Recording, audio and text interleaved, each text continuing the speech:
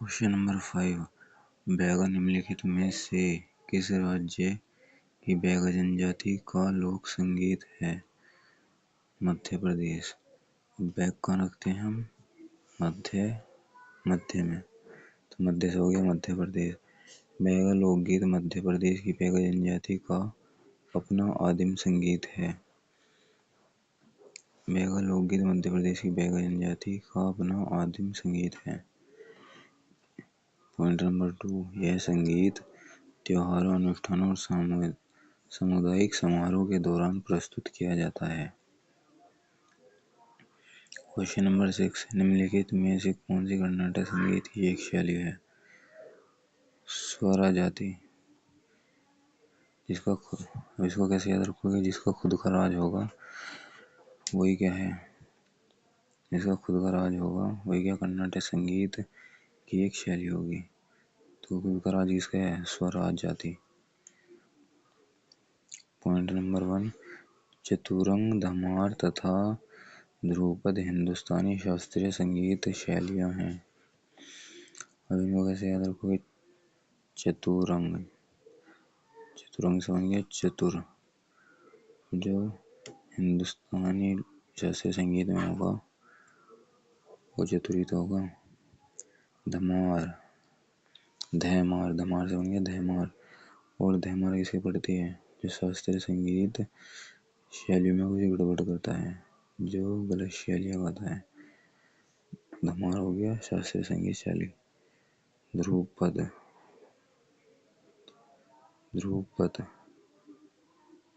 क्या है? संगीत शैली। ध्रुप से बन गया ध्रुप, यानी हमारे शास्त्रीय संगीत के क्या है? धूप नहीं आनी चाहिए। तो चतुरंग, धमार तथा ध्रुपद हिंदुस्तानी शास्त्रीय संगीत शैलियाँ हैं। स्वराज जाति। Point number 2। स्वराज जाति कर्नाटक संगीत शिक्षण का प्रारंभिक अंग है। इसको कैसे याद रखोगे? स्वराज जाति जिसका खुद का राज होता है वही सबसे शुरू में आता है, तो प्रारंभिक कर्नाटक संगीत शिक्षण का प्रारंभिक अंग है। इसमें गीत एवं कविता नहीं होती। इसमें स्वरों को ताल और राग दो भागों में बांटा जाता है। अब इसको कैसे याद रखोगे? इसमें स्वरों को ताल और राग दो भागों में बांटा जाता है। जिसका खुद का राज होगा उसकी एक तो स्वर जाति से हो गया स्वर। इसमें एक तो स्वर होते हैं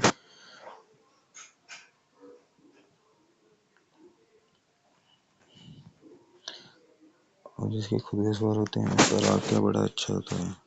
तो स्वरों का ताल और राग दो भागों में बांटे जाते हैं स्वरा जाति को। Question number 7। कर्नाटक संगीत में पदम क्या है? कर्नाटक संगीत में पदम क्या है? एक प्रेम कविता। पदम से हो गया प्रेम, तो पदम क्या है? एक प्रेम कविता। Point number 1। पदम एक तरह का गीत है जो प्रेम अथवा लालसा का प्रतीक है। पदम से क्या बन गया? प्रेम। और प्रेम क्या होता है? एक तरह का गीत होता है। प्रेम तो एक तरह का गीत होता है ना, जो प्रेम अथवा लालसा का प्रतीक है। जो लालसा है, जो प्रेम करता है उसके अंदर क्या है? एक लालस होता है कि लालसा होती है। तो पदम एक तरह का गीत है जो प्रेम अथवा लालसा का प्रतीक है। पदम श्रृंगार प्रधान होता है। पदम श्रृंगार, जो श्रृंगार होता है वो क्या प्रधान होता है? वो सबसे बड़ा प्रधान होता है। तो श्रृंगार जो है सबसे बड़ा प्रधान होता है। लयबद्ध निरर्थक शब्दों को कर्नाटक संगीत में तिल्लाना कहा जाता है। लयबद्ध से हो गया लेबुद्ध, ले बुद्धिमान, तेरे ऊपर फेंक दिया हमने तिल। तो लयबद्ध निरर्थक शब्दों को क्या कहा जाता है? तिल्लाना। किसमें? कर्नाटक संगीत में। लयबद्ध से हो गया ले बुद्धू, तो ऊपर फेंक दिए तिल। तो लयबद्ध हो गया तिल्लाना से। किसमें कहा जाता है? कर्नाटक संगीत में।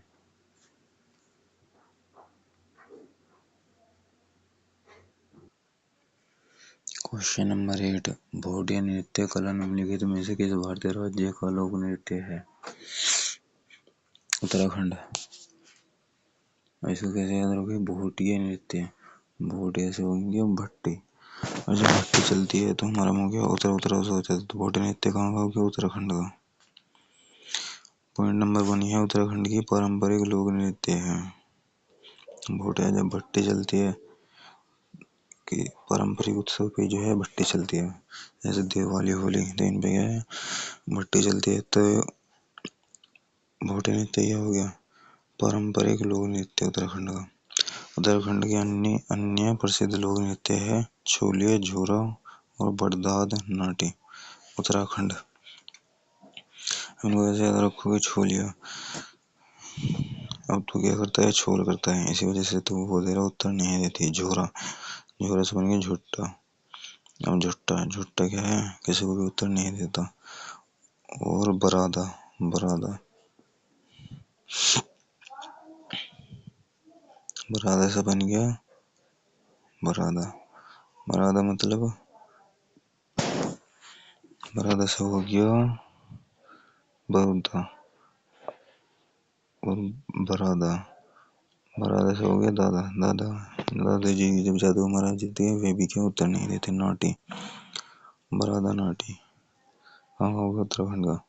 Point number 3। उत्तराखंड को देवभूमि भी कहा जाता है। जो व्यक्ति उत्तराखंड में रहेगा, यानी कि पृथ्वी, उत्तराखंड से होगी खंड, और खंड क्या? पृथ्वी के छोटे छोटे खंड क्या है? हमारी देवभूमि। भोटिया नृत्य, भोटिया जनजाति की प्रसिद्ध समृद्ध सांस्कृतिक विरासत तथा परंपराओं को दर्शाता है। भोटिया नृत्य किसको दर्शाता है? भोटिया जनजाति। भोटिया से नृत्य को भोटिया जनजाति की समृद्ध सांस्कृतिक विरासत तथा परंपराओं को दर्शाता है। Question number 9। निम्नलिखित में से कौन सा कर्नाटक संगीत का हिस्सा नहीं है? ध्रुपद। और कौन कौन से हैं कर्नाटक संगीत का हिस्सा? पल्लवी, चरण, वर्णम। अब कर्नाटक जो पल्लव कर रही है, पल्लवी से हो गया पल्लव, जो किसी से पल्लव करेगी वो क्या? नाटक भी करेगी। चरण, चरण छूने का कभी भी नाटक नहीं करना चाहिए, तो चरण हो गया कर्नाटक से। वर्णम, वर्णम यानी वर्ण, और हमें वर्ण बोलते हुए, अपने स्वर बोलते हुए कभी भी नाटक नहीं करना चाहिए। Point number 1। ध्रुपद एक काव्यात्मक रूप है जिसमें राग को सही और विस्तृत शैली में प्रस्तुत किया जाता है। ध्रुपद क्या है? एक काव्यात्मक रूप। ध्रुव, अब धुन में कौन खड़ा है? काव्य। इसको ऐसे याद कर लें, ध्रुपद एक काव्यात्मक रूप है जिसमें राग को सही और विस्तृत शैली में प्रस्तुत किया जाता है। Point number 2।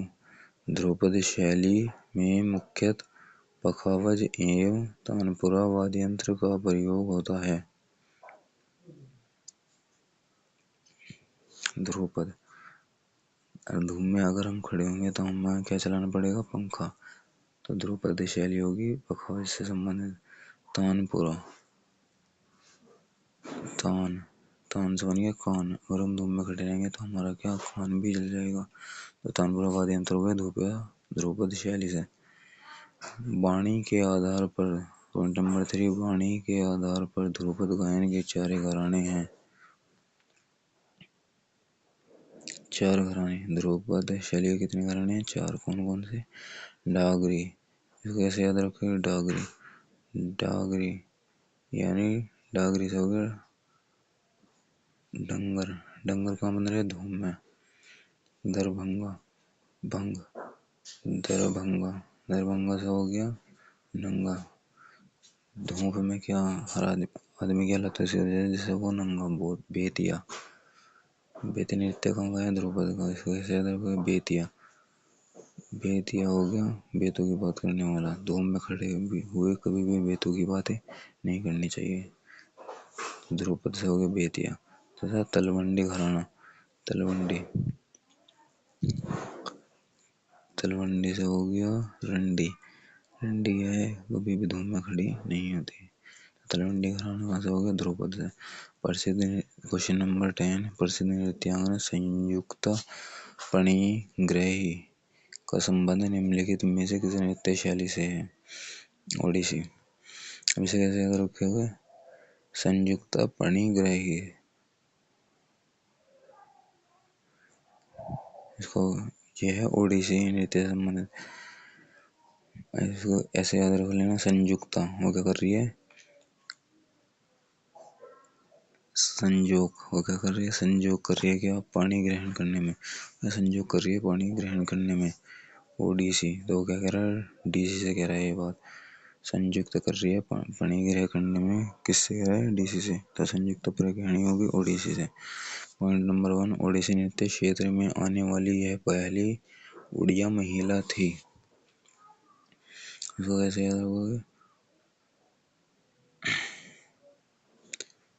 पहली उड़िया महिला थी ओडिसी। ओडिसी से बन गया उड़िया, ओडिसी से बन गया उड़िया।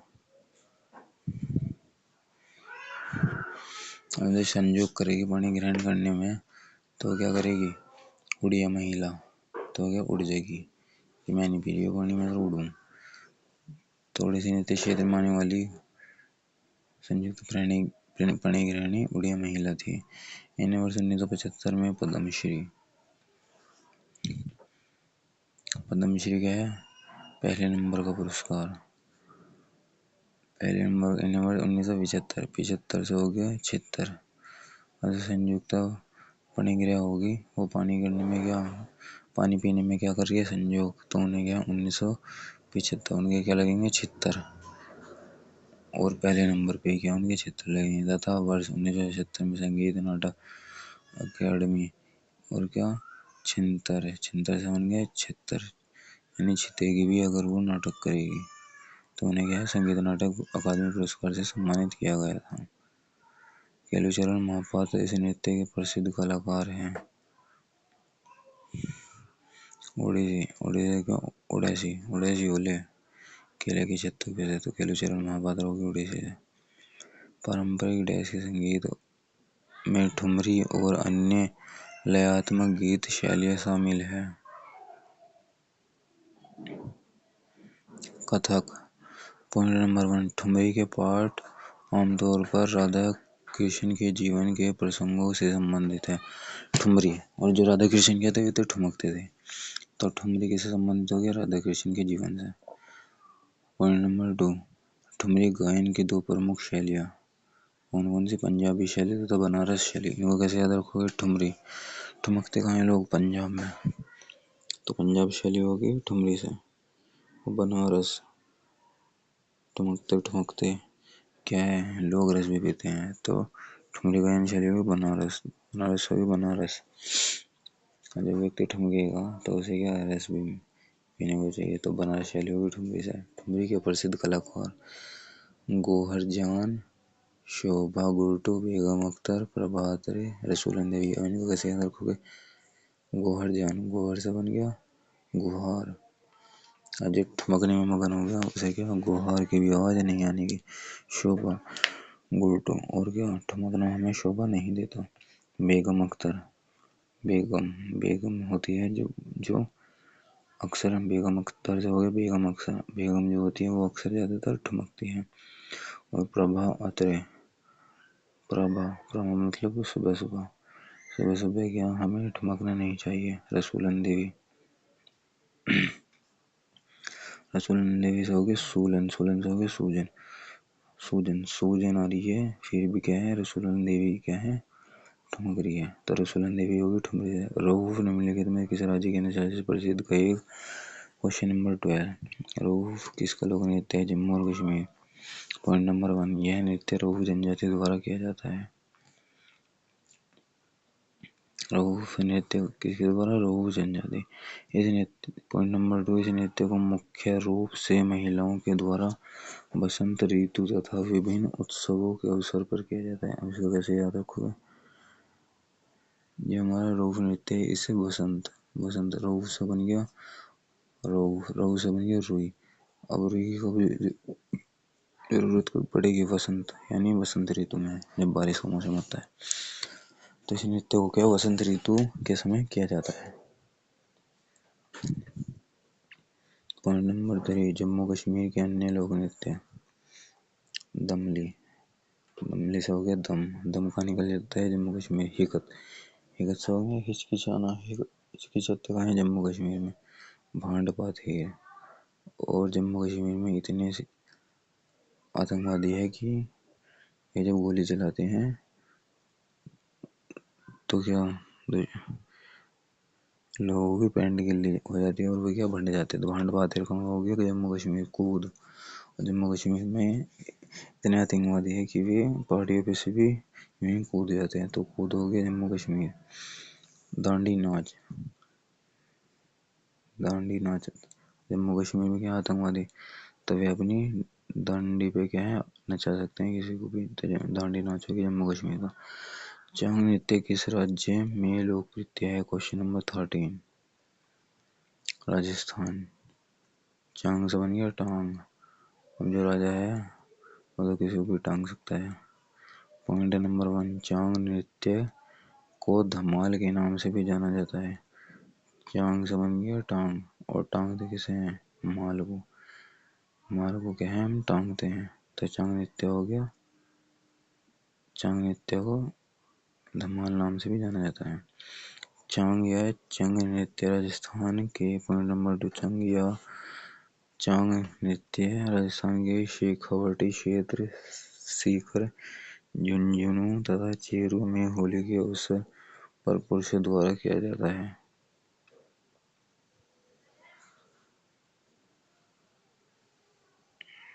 चांग, अब चांग, चांग का मनाया जाता है सीकर में, सीकर में। ये क्या है, ये क्या सॉन्ग है, इस सॉन्ग को क्या सीकर। चांग से बन गया टांग, और टांग, टांग से बन गया सीकर। तो सीकर का हो गया चांग का। झुंझुनू, झुंझुनू बजाकर हम क्या करते हैं, सॉन्ग। तो झुंझुनू का हो गया चांग का। चूरू, चूरू से हो गया चरना, चरते को है हम चांग में। और चांग नृत्य को जो है होली के अवसर पर किया जाए। चांग से हो गया टांग, टांग को उठाई जाती है होली के अवसर पर, और ये पुरुषों का नृत्य है। टांग कौन उठाते हैं, पुरुष। तो ये हो गया पुरुषों का नृत्य। घूमर का। पॉइंट नंबर 3, घूमर, कालबेलिया, कच्ची घोड़ी, भगोई, चरी, गैर और कठपुतली राजस्थान के अलग लोक नृत्य हैं। घूमर कहाँ होगा, राजस्थान का। कालबेलिया कहाँ होगा, राजस्थान। कच्ची घोड़ी, कच्ची घोड़ी, अब कच्ची घोड़ी, जो कच्ची घोड़ी वो कहाँ नहीं जा सकती, राजस्थान में, क्योंकि महाराजा का स्थान है, वहां से का रेत बहुत ज्यादा है। भवई, भवई, भवंडर, भवई, भवई से हो गया भवंडर। भवंडर कहाँ आता है, राजस्थान में, क्योंकि वहां पर रेत बहुत ज्यादा है। चरी, चरी कहाँ होगा, राजस्थान। राजस्थान में जैसे भी पेड़ पौधे नहीं है तो वहाँ कोई चढ़ नहीं सकता है। गैर,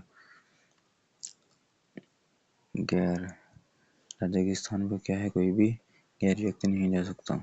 तो गैर हो गया राजस्थान। कठपुतली, और कठपुतली, कठपुतली तो राजस्थान का ही प्रसिद्ध लोक नृत्य है।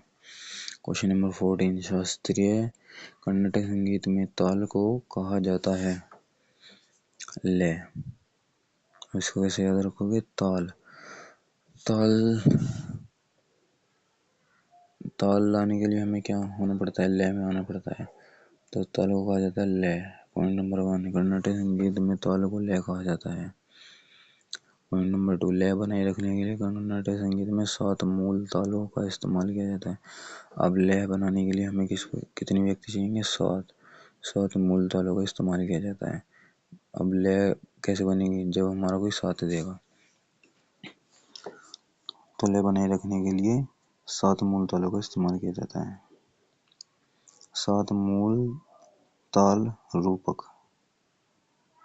7 मूल ताल। अब ये 7 मूल ताल है कौन कौन सी, पहली है रूपक, जैसे रूप,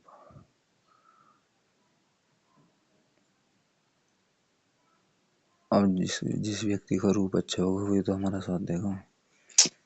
दूसरा है हमारा आटा, आटा, आटा हम खाते हैं वो भी हमारा साथ देता है, हमें ताकत देता है। तो आटा हो गया 7 मूल ताल है। त्रिपुटा, त्रिपुटा से हो गया 3 फुटा, अब जो हमारा साथ देगा हो गया, चाहे 3 फुटा हो या 4 फुटा, बस हमारा साथ देना चाहिए। चाहे वो 3 फुटा हो या फिर 4 फुटा। झंपा, झंपा,